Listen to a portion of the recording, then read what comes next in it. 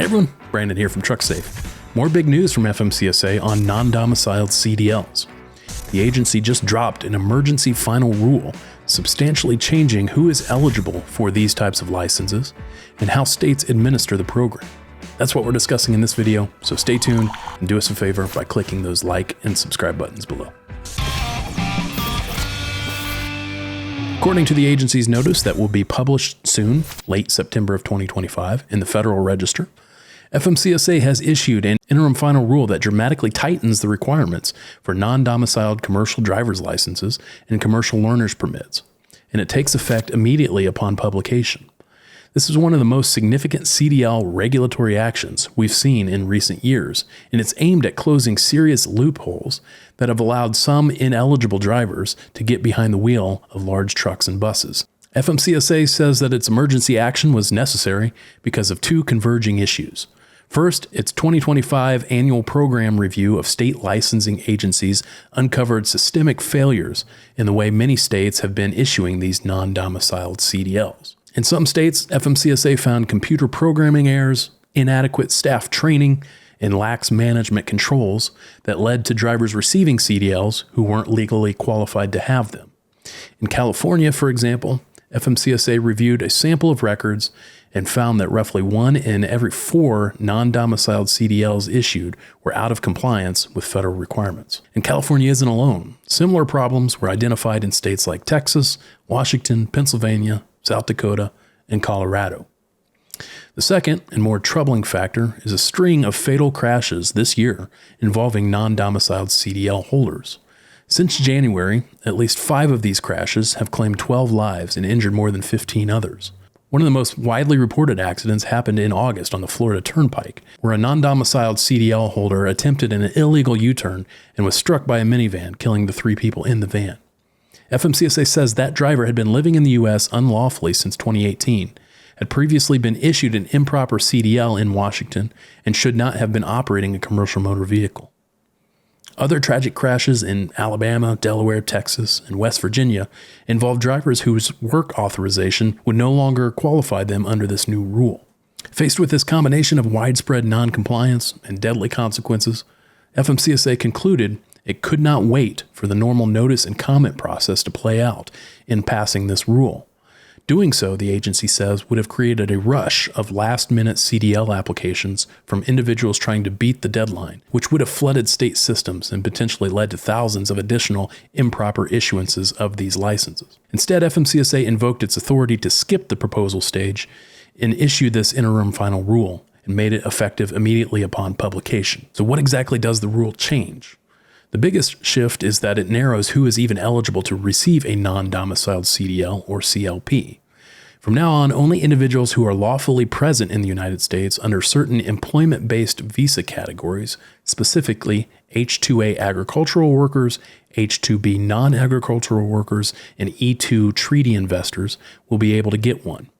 It's no longer enough to simply hold an employment authorization document, or EAD. Applicants will now have to present both an unexpired foreign passport and a valid I-94 or I-94A record every time they apply, renew, transfer, or upgrade a CDL or CLP.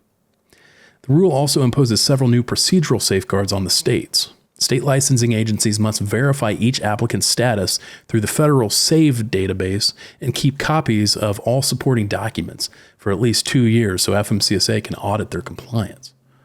The expiration date of the non-domiciled CDLs must now match the end of the applicant's authorized period of stay, or 1 year, whichever comes first, and every renewal has to be done in person. States are also required to downgrade a non-domiciled CDL within 30 days if they are notified that a driver's lawful status has expired or that the driver otherwise no longer meets the eligibility criteria.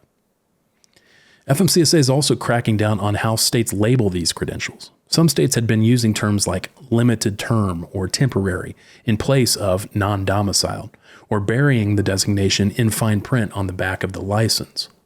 Under this rule, the word non-domiciled must be clearly and conspicuously displayed on the face of every CDL or CLP issued under this category. The impact of these changes is unknown at the moment. FMCSA estimates there are about 200,000 active non-domiciled CDL holders and another 20,000 with CLPs, but it's unclear how many of those existing holders would be ineligible for renewal under these new rules. That said, it's safe to say some portion of these drivers will lose eligibility the next time their license comes up for renewal and will have to have their credentials downgraded. That means carriers who employ foreign drivers need to get ahead of this now. Review your driver qualification files, identify which drivers hold non-domiciled CDLs, and be prepared for potential workforce disruptions. FMCSA has been clear that its motivation here isn't just highway safety, but national security as well. Allowing individuals with unverifiable driving histories or unclear immigration status to operate large trucks and buses poses obvious risks, not only in terms of crash prevention, but also in terms of keeping those vehicles out of the hands of people who might want to use them to do harm. By narrowing eligibility and improving oversight, FMCSA hopes to restore confidence in the CDL program and reduce the number of unqualified drivers on the roads. Even though the rule will soon be in effect, FMCSA is still accepting public comments for 60 days, and it may adjust the rule based on the feedback it receives. So if you or your organization have strong views on this topic, now's the time to weigh in through the federal rulemaking portal at regulations.gov. This is a major change, and it's one that fleets and safety managers cannot afford to ignore. If you want to dig into the details, we've published a full breakdown of the rule on our website at trucksafe.com. We'll also post a link to it in the description below. And if you need help figuring out what this means for your fleet specifically, or making sure you stay compliant, that's exactly what we do at TruckSafe. Feel free to reach out to us. All right, that's going to wrap things up for this video. For even more in-depth information about these types of regulatory topics, be sure to check out our innovative online compliance courses for safety managers and for drivers over at trucksafeacademy.com. Also, if you're looking for an easier way to access and understand federal motor carrier safety regulations, check out eRegs, the first app-based digital version of the regulations over at eregs.app. Lastly, be sure to subscribe to our newsletter at trucksafe.com/subscribe and follow us on our various social media pages for the latest highway transportation news and analysis. Thanks for watching.